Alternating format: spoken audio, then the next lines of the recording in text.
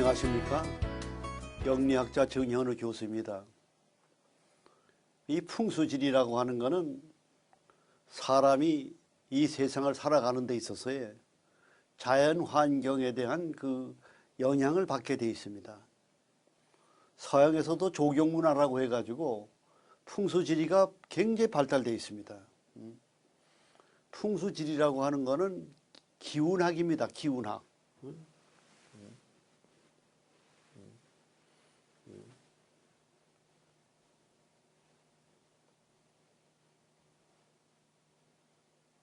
요 기라고 하는 게 바로 뭐냐면 신통력이에요. 신통력 같은 기운이에요.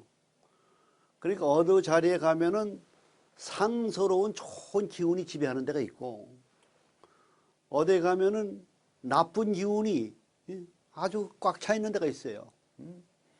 그러니까 좋은 명당의 터에 묘지를 쓰거나 좋은 명당의 주택을 구입해서 양택법을 따라서 명당에 살게 되면은 좋은 기운을 받는 거예요. 요 기라고 하는 게 바라문의 신 같은 거예요. 귀신 같은 거예요.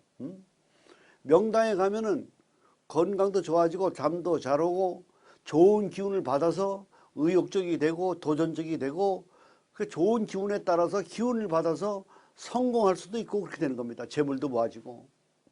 흉가에 가면은 좋은 기운을 못 받아요. 나쁜 기운 때문에. 말하자면 신비스러운 기를 받지 못하는 거예요. 기가.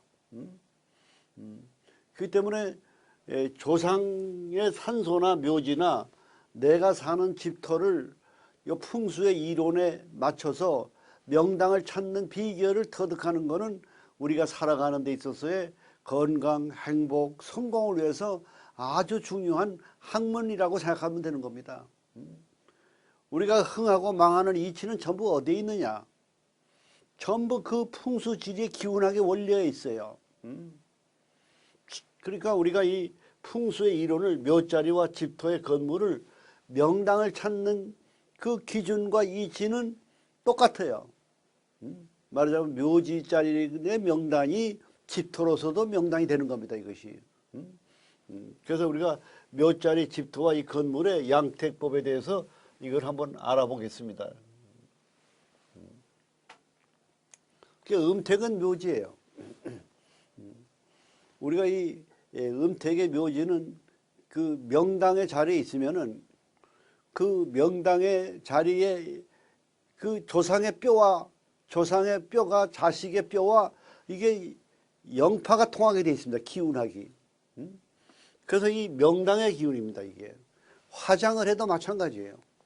화장을 해도 그 묘지에는 조상의 기운이 감돌고 있습니다. 그래서 그 명당에 말하자면 이 음택의 묘지를 찾는다는 것은 굉장히 중요하다 이렇게 보는 겁니다. 그래서 음택의 묘지를 볼 때는 일반적으로 우리나라에서 볼 때는 동남향을 좋게 봅니다. 동남향.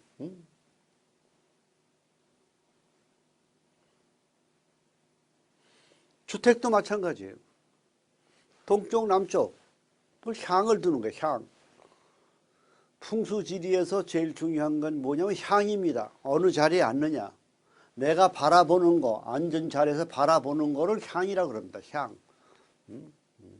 예를 들면 창덕궁으로 말하면 향이 앞에 남쪽이 되는 거 아닙니까? 창덕궁이. 옛날 궁궐에서 명당 자리에 궁궐을 앉히지 않습니까? 경복궁 하는 겁니다. 그래서 그 향이 말하자면 음택이나 양택에 있어서의 그 향이 중요한 겁니다. 그래서 그 조상의 묘지를 잘 쓰면은 또 납골 땅에 조상의 그 화장을 해서 조상의 그 뼈가루를 잘 모시면은 잘 좋은 명당에다가 이렇게 안치하게 되면은 좋은 기운을 받게 되는 거예요. 우리가 이사를 했는데 건강하던 사람이 암이 생기고 사업이 망하고 흥하는 이치는 어디서 오느냐? 집이 흉가가 돼서 그러는 거예요. 제가 숙명여대에서 풍수지리를 그 평생교육원에서 강의할 때 그 부인이 그 제자의 그 부인이 저한테 아니 자기 남편이 멀쩡한데 건강한데 직장생활 잘하는데 암에 걸렸다 이거예요. 그래서 내가 물어봤어요. 그랬더니 이사한 지 한 달 정도 됐다는 거예요. 그래서 당장 그 집을 나오라 그랬어요. 옮기라 그랬어요. 그 옮기자마자 암이 났어요. 이런 겁니다. 이 말하자면.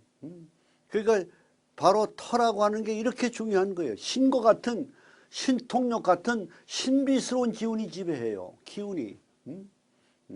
흉가에 가면은 건강도 해지고 좋은 일이 생겨버려요, 이게. 그러니까 상서로운 기운을 받는 겁니다. 그래서 우리가 이 나쁜 흉가에 가면은 나쁜 기운이 끼어드는 거예요. 나쁜 기운이 뭐냐? 귀신이에요. 귀신이라는 게 바로 뭐냐면 나쁜 기운을 가지고 귀신이라는 거예요. 그 나쁜 기운이 해를 입히는 거예요. 잠도 안 오죠. 밥맛도 없죠.